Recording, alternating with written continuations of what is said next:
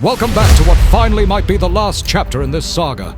And honestly, I thought we'd be stuck in this storyline forever.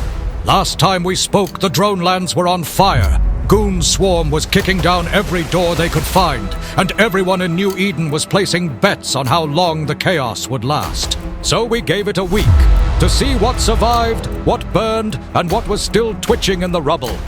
And now, the results are finally here.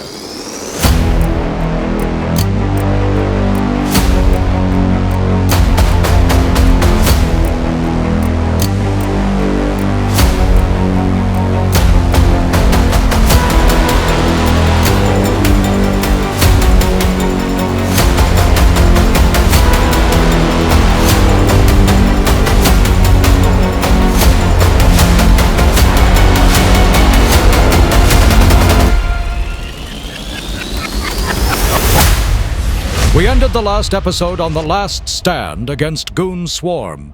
Tonight, we take a deeper look into how that final moment truly played out. And between the analysis, we'll sprinkle in some fights from outside this circus and discuss the outcome of the dronelands. Because New Eden never sticks to one storyline. And amid everything happening, the wars, the glassing, the chaos, we stop for something that hits harder than any Titan volley. A pilot who meant the world to his friends, who left a mark on every fleet he joined, is gone. And New Eden feels different without him. These wars, these battles, these stories, they're nothing without the people behind them.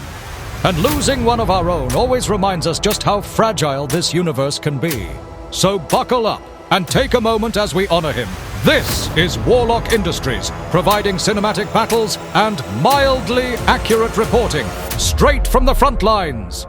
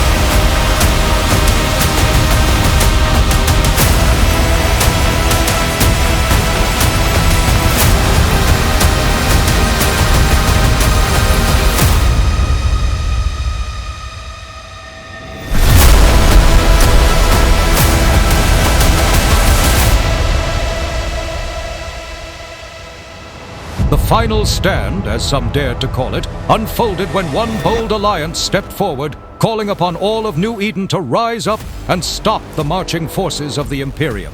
Instead of honoring the timeline, Goons reffed the structure early and shattered the entire plan, dragging the battle forward by a full week. One decision that likely changed the fate of the entire event. When the moment came, Goons kept their distance, firing from range, poking fun, kicking down whatever they could reach, while only a handful stood their ground. But those few never folded. Instead of fleeing, they undocked everything they had and fought until the Keepstar turned to ash. They shot what they could, held as long as they could, and the field slipped into confusion. What should have been a last stand became a foiled promise. And we'll never know what the fight could have been if the terms were honored. Because in New Eden, the big blocks rarely care about a fair fight. And now that the dronelands have been wiped clean, a new chapter begins. One with two sides. On the surface, alliances are being welcomed in.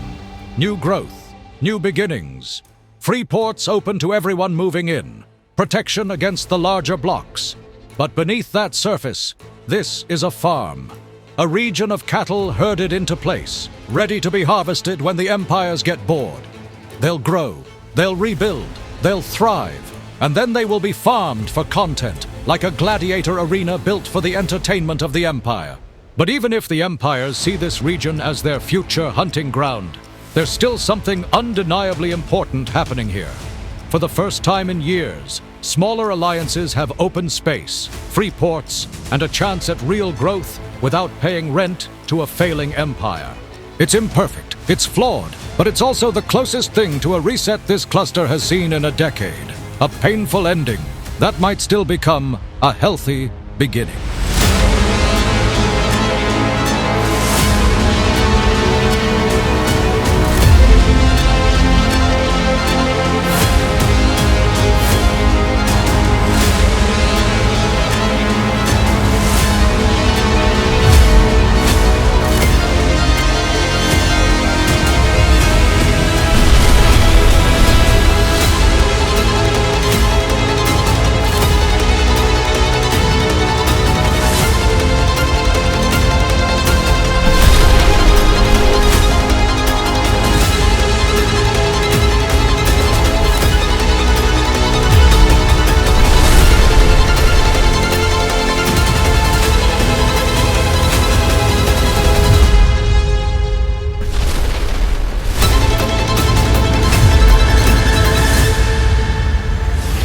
This chapter finally winds down, with me showcasing yet another round of giant ships beating the absolute hell out of giant structures. Trust me, at this point, I'm getting just as bored of filming these as you are of watching them.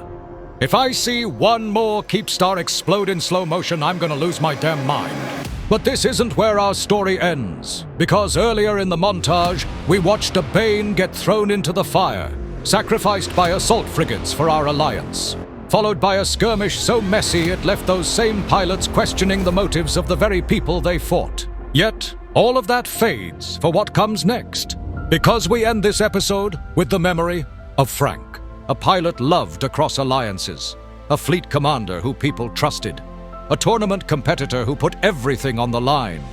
A structure anchored in his name now stands as a reminder. Sinos burned in his honor, lighting the sky the way he lit up fleets.